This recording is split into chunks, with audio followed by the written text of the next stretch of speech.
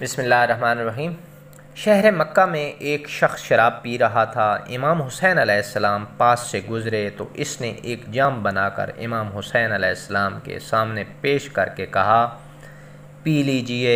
امام حسین علیہ السلام ضبط کر کے آگے چلے گئے۔ بھلا شرابی کو جواب دینا سید حسین علیہ السلام کی شان کے خلاف تھا۔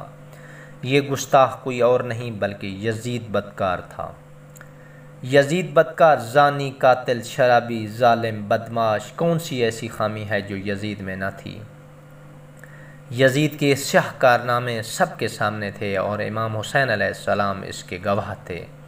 واقعہ کربلا میں آل رسول کو یزید ملعون نے بے دردی سے قتل کیا، لیکن اس ظالم شخص کا جی ابھی نہیں بھرا کہ اپنی بدکاریاں مزید شروع کر دیں۔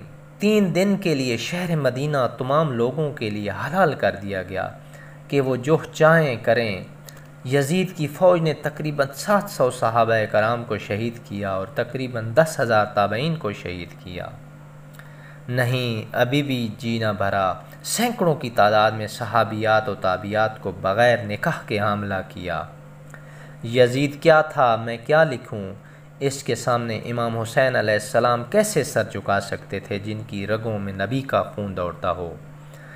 یہاں بھی اس کی تسلی نہ ہوئی تو مسجد نبوی، جہاں اللہ رب العزت کے نبی آرام فرما رہے ہیں، اس جگہ، اس مسجد میں جانور باندھ دیے۔ 3 دن مسجد نبوی میں اذان نہ ہوئی، جانور پیشاب کرتے رہے۔ کتنا مزید لکھوں؟ ابھی بھی یزید ملعون کا جی نہ بھرا تھا تو مکہ پہ، خانہ کعبہ پہ پتھراؤ شروع کروا دیا، اس حد تک کہ پورا حرم بھر گیا۔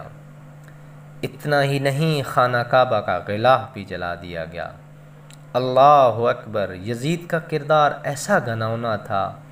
امام حسین علیہ السلام اس کے کرتوتوں سے واقف تھے، تبھی امام حسین علیہ السلام نے سر کٹا دیا لیکن سر نہیں جھکایا۔